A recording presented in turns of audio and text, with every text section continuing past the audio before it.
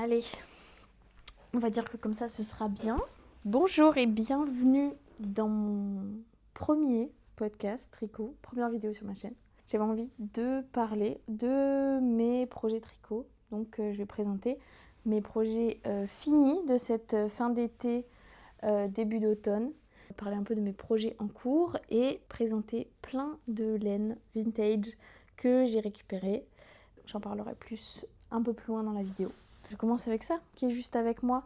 C'est un patron qui s'appelle Célestine Crochet, il me semble, qui est un patron gratuit et que j'avais vu sur Pinterest il y a des années maintenant. Je commence mon podcast tricot par un projet de crochet, mais en fait je crochète depuis de nombreuses années et j'ai commencé le tricot il y a un peu moins d'un an. Donc le crochet c'est un peu mon introduction aux arts du fil. Ça reste quand même un peu mon, craft de repos. C'est-à-dire que j'ai fait ça parce que j'avais envie d'un projet tranquille, que je pouvais faire sans réfléchir. Et du coup, c'était parfait parce que c'est la répétition d'un cône. Donc très simple à faire. En fait, je l'ai fait en utilisant des fins de pelote que j'avais fait chez moi, donc plein de petits bouts. Et c'est un super projet du coup pour utiliser des fins de pelote. Donc c'était aussi hyper amusant de choisir les couleurs de chaque pic parce qu'à chaque fois je choisissais un peu une palette colorée différente. Donc il y a plein de matières différentes, donc il est aussi un peu de traviole. Mais je l'aime beaucoup, je trouve que c'est un objet très drôle, très fun à faire, très rapide à faire aussi. Ça a dû me prendre une semaine en n'étant pas vraiment H24 dessus. Voilà, donc je recommande vraiment ce truc si vous avez plein de petites fins de pelote et que vous voulez un truc fun à faire. C'est super. Donc ça c'était mon projet crochet récent, mais j'ai des projets tricot, je promets. Par exemple, un de mes projets de l'été, qui est ma première paire de chaussettes tricotées. En fait, j'avais eu cette idée par je ne sais plus quel créatrice de contenu, de faire un projet en voyage, c'est-à-dire acheter la laine pendant le voyage et le tricoter le plus possible pendant le voyage. Et j'étais en road trip cet été avec mon copain et du coup je me suis dit je vais nous tricoter des chaussettes. Évidemment ça m'a pris bien plus que 2 semaines parce que 2 paires de chaussettes en 2 semaines sachant que je n'en avais jamais tricoté c'était un petit peu irréaliste. Mais j'ai fini la mienne en suivant du coup un tutoriel de Norman de la chaîne Nimble Needles. Donc j'ai pas acheté de patron, j'ai vraiment suivi le tutoriel. Je les ai tricotés à partir des orteils et j'ai fait la méthode je sais pas comment ça s'appelle en français vu que j'ai suivi un tutoriel en anglais, mais du coup un gusset et un heel flap, donc avec augmentation puis diminution. Et j'ai beaucoup aimé. C'était très fun, très sympa, même si j'ai vu, en me renseignant après, que les gens conseillaient plutôt de faire à partir du mollet, de la cheville et de descendre jusqu'aux orteils. Mais moi j'ai bien aimé les tricoter comme ça et pour l'instant j'ai pas de problème d'élasticité au niveau des côtes ou quoi. Mais je ne les ai pas énormément portées encore. Et donc la laine que j'ai utilisée c'est une laine autorayante. Évidemment j'allais pas m'embêter à faire des rayures pour ma première paire de chaussettes en plus en voyage, qui est une laine que j'avais repérée sur Pinterest il y a des années, de quelqu'un qui prenait une photo de juste un échantillon. Et c'était une obsession, c'est-à-dire que je cherchais toutes les laines qui ressemblaient à ça et j'étais jamais autant séduite par la palette colorée que avec cette laine. Donc c'est une laine de chez Opal qui est la Hundertwasser quelque chose. C'est en allemand donc je ne me souviens plus, mais je retrouverai la laine exacte. Et je ne la trouvais pas en France parce que c'est une marque qui n'est pas beaucoup distribuée en France. Donc je suppose que certains sites ou magasins la vendent, mais moi j'en avais pas trouvé. Et donc je l'ai achetée à Munich parce que je suis passée par Munich pendant ces vacances et j'étais complètement zinzin de la trouver. C'était vraiment ma laine de rêve quoi. Donc c'était un super signe pour mes chaussettes de voyage. Dont je suis hyper contente. D'ailleurs, le résultat est trop chouette. J'adore les couleurs, j'adore le fait qu'elles soient légèrement différentes vu que c'est de la laine autorayante et que la répétition n'est pas tombée exactement au même endroit. Voilà, c'était un super projet pour une première paire de chaussettes. Je les trouve très mimi. Voilà. Et je recommande du coup le tutoriel de Nimble Needles qui est très bien expliqué pour les gens qui ne savent pas faire des chaussettes, finalement, comme moi. Maintenant, ça va un peu mieux, mais je ne suis pas non plus expert. Et du coup, il y a une deuxième paire de chaussettes que je présenterai après dans mes projets en cours parce qu'elle n'est pas finie. J'ai fini la mienne en premier parce que je suis égoïste. Projet suivant, c'est mon Cloud Hat, donc le bonnet Cloud de Petite Knit. Pas besoin de la présenter, je pense. Elle a plein de patrons qui me plaisent et du coup j'ai commencé à acheter plusieurs de ces patrons. Je le trouvais vraiment super chouette. C'est la première fois que je tricote un bonnet aussi. Ça va être beaucoup de premières fois vu que je n'ai pas énormément d'expérience. Donc première chaussette, premier bonnet. Hyper content du rendu. Je le trouve super chouette, même si je l'ai un petit peu modifié, je l'ai fait un petit peu plus court, que ce soit le revers ou le corps du bonnet, parce que j'ai une petite tête et j'avais pas envie qu'il y ait trop de, comment dire, de matière qui dépasse de ma tête. J'aime bien quand le bonnet est plaqué sur la tête, mais ça c'est ma préférence personnelle, quoi. Donc je l'ai un petit peu modifié, vraiment pas de grand chose, j'ai juste tricoté moins que ce qui était indiqué sur le patron. Mais voilà, il est super confort et je l'ai tricoté avec de la laine de super qualité parce que c'était mon anniversaire quand j'ai acheté la laine et que du coup je me suis fait un peu plaisir. Donc je l'ai tricoté avec 2 fils que j'ai là, qui est la Tradi Merino de chez Plassard, qui est une laine à chaussettes de base, mais il me fallait une laine assez fine. Donc ça allait très bien. Elle est 65% laine et 10% cachemire et 25% de polyamide. Hyper douce, hyper agréable à tricoter. Vraiment une merveille. Faire des chaussettes avec ça, je pense que c'est un bonheur. Et mon deuxième finalement coup de cœur. Donc les 2 laines sont super, mais celle-là, elle est vraiment incroyable. Donc c'est un fil mohair et soie assez classique. C'est la Césia, la Vivienne de chez Césia, donc qui est 70% super kid mohair et 30% soie. Et juste incroyable. Enfin, j'ai beaucoup entendu parler de laine mohair ou semblant de mohair. Je pense à la Alpaca Brushed de chez Drops, qui perdent pas mal leur poil. Et vraiment, je n'ai aucun souci de ce genre avec cette laine. Elle crée un halo vraiment de mohair sur le projet qui est hyper marqué, hyper présent. J'avais fait une expérience en utilisant du mohair de chez Hobby, une de la marque du magasin, donc une des moins chères. Et j'avais été assez déçue du résultat parce que je trouvais que ça changeait pas grand chose à juste le fil de laine que j'avais. Ça rajoutait un tout petit peu de duvet, mais c'était vraiment minime. Alors que là, la différence, elle est flagrante. En plus, c'est extrêmement doux. Ça ne gratte absolument pas. Je sais qu'il y a des pelotes de mohair qui grattent. Là, c'est vraiment... Ce bonnet ne pourrait pas être plus doux, sachant que j'ai la peau sensible à la laine. Et qu'un bonnet en laine, je peux pas le garder... Enfin, en laine un peu rustique, je peux pas le garder sur la tête.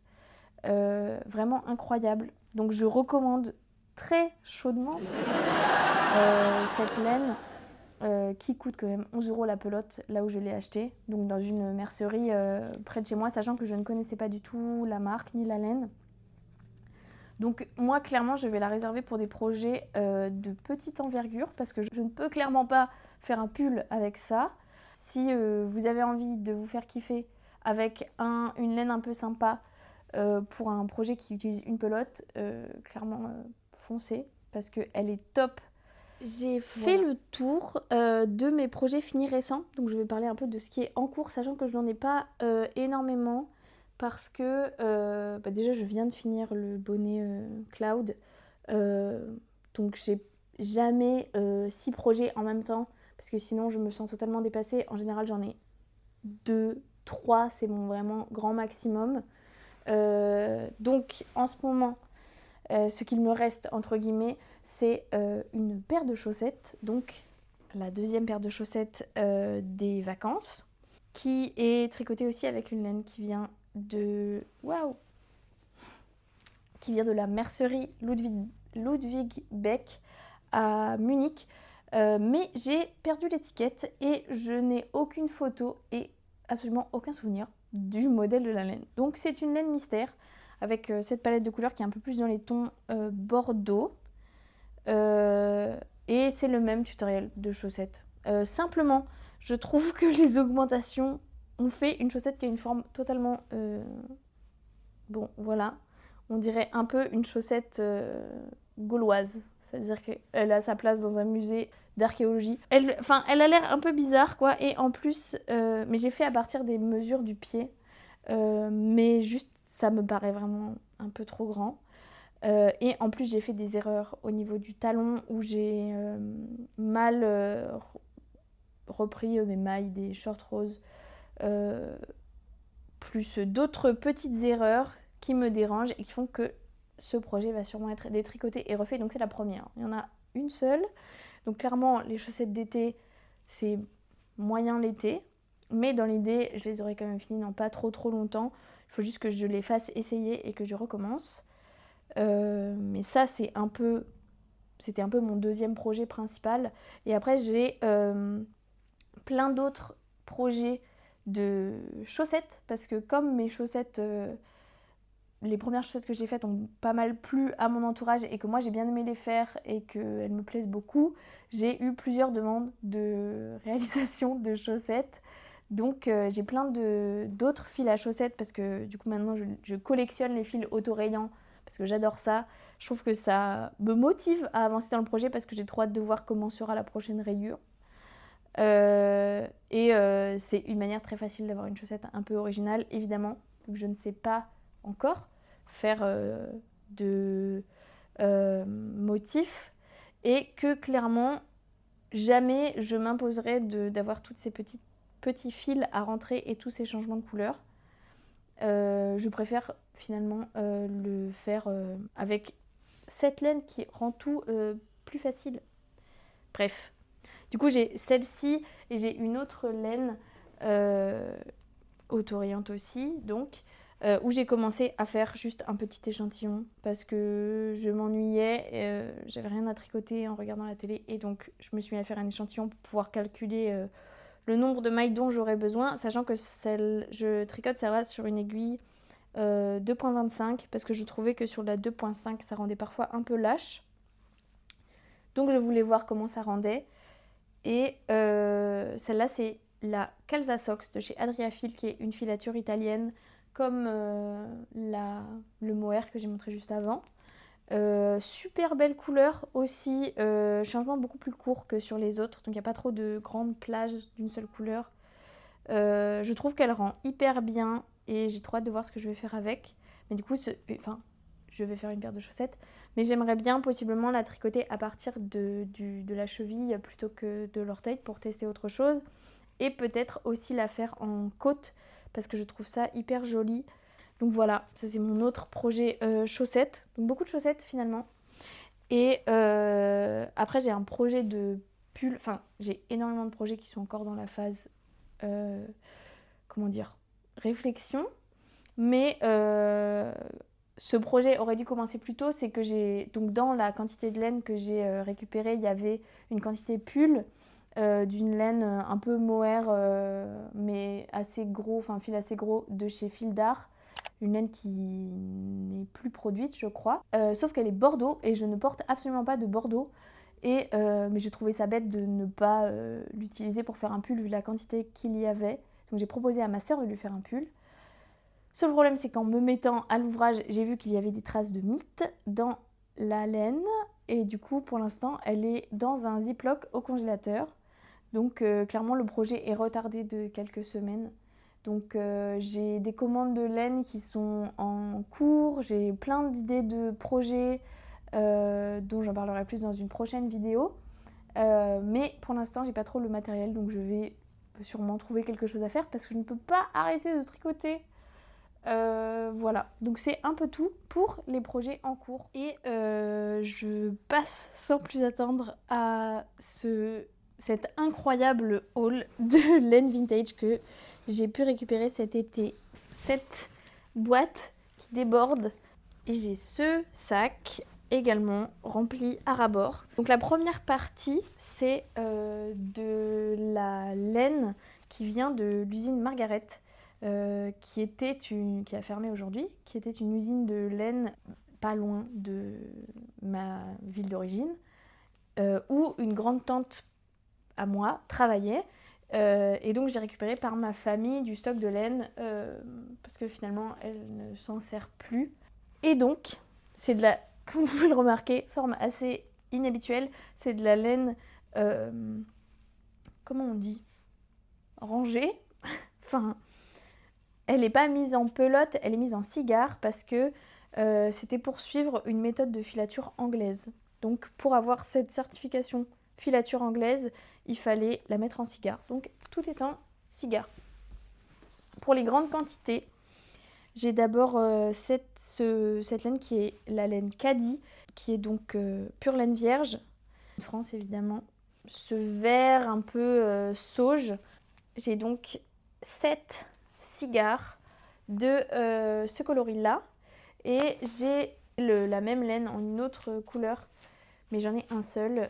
C'est un peu ce rouille qui est un peu moins ma couleur, mais ne porte pas trop de couleurs chaudes, orange, brun. Je trouve que ça me va pas très bien. Donc j'ai cette quantité, sachant qu'il recommande 8 cigares pour un pull taille 42. Donc je pense que ça pourrait être suffisant pour faire un pull, mais c'est pareil, c'est pas une couleur que je mets trop. Donc si je trouve quelqu'un que ça intéresse, ou sinon j'en ferai autre chose, ce n'est pas grave. Donc ça c'est pour ce premier type de laine qui est donc, je n'ai pas donné beaucoup de précision, une laine assez fine qui se tricote avec des aiguilles 2 ou 2,5. C'est un peu de la laine pour machine aussi. J'avoue que si je la tricote, je pense que je la tricote doublée parce que bon, du 2, 2,5 c'est bien pour des chaussettes, mais ça c'est pas une laine à chaussettes, peut-être pour faire des mitaines. C'est tout pour la Caddy, qui n'est pas ma préférée, mais après en termes de à peu près le même poids, même plus fine, celle-là c'est une super layette, donc un peu similaire à la Caddy, mais pas tout à fait pareil. C'est aussi pure laine peignée d'un magnifique rouge. Donc celle-là j'en ai qu'une malheureusement. Un bonnet avec ça magnifique, mais je sais pas s'il y a assez de quantité, sachant que c'est 50 grammes, c'est comme une pelote, c'est juste c'est mis en cigare. Mais il faudrait que je la double parce que clairement tricoter du 1,5, 2, pas possible. Je vais avoir mal aux mains en fait. Mais la couleur est magnifique et c'est ça qui est dingue. Je vais vous montrer après avec les autres, c'est qu'il y a des couleurs qui sont complètement ouf, hyper vives et c'est fou pour de la laine un peu vintage comme ça. Parce que du coup tout a été fait en France et je ne sais pas combien d'années ont ces pelotes, mais peut-être, je sais pas, 40 ans, facile. De la même marque, j'ai la 4 fils. J'ai déjà ces 3 couleurs qui sont seules. Donc pareil, j'ai un seul cigare. Donc le jaune est ouf, complètement fou, magnifique. Donc ça c'est aussi pure laine, la 4 fils, donc c'est un poids sport. Il se tricote avec des aiguilles 3,5, 4. Un blanc qui se défait un petit peu, enfin un peu crème quoi. Et ce bleu un peu chiné, hyper beau aussi. Avec, j'en ai une très similaire qui est un peu plus épaisse, qui est la Presto, donc qui se tricote avec des aiguilles encore plus grosses. C'est du 5, 5,5. Qui celle-là est aussi en laine. Les 4 couleurs ensemble, je peux mourir. Je trouve que ce serait trop chouette pour faire un truc genre des mitaines, un bonnet aussi, ou des chaussons. J'adore faire des chaussons en laine feutrée. C'est d'ailleurs un de mes projets à venir. Voilà, donc vraiment ces couleurs c'est complètement fou. Et la Margaret, de ce que j'ai compris, c'était une laine assez luxueuse parce que du coup ils faisaient de la pure laine, c'était pas trop des mélanges parce que même des laines de cette époque de chez Bergère de France, Fil d'Art, c'est souvent des mélanges avec des matières synthétiques. Et là c'était vraiment pure laine. Et donc celle-là, la 4 fils, j'en ai aussi une petite quantité, un bleu vert chiné, donc encore la 4 fils avec un qui est un petit peu entamé. Mais voilà, en fait, c'est fou toute cette quantité de laine neuve. Donc, j'ai vraiment beaucoup de chance d'avoir récupéré tout ça. Et enfin, encore de chez Margaret, j'ai une énorme quantité de cette laine qui est la Zéphirlin, qui est un mélange de laine acrylique et lin. Donc 45% laine, 30% acrylique et 25% lin. Donc c'est une laine qui est un peu faite pour l'été. Je pense que c'était pour faire des vêtements un peu plus légers que des gros pulls.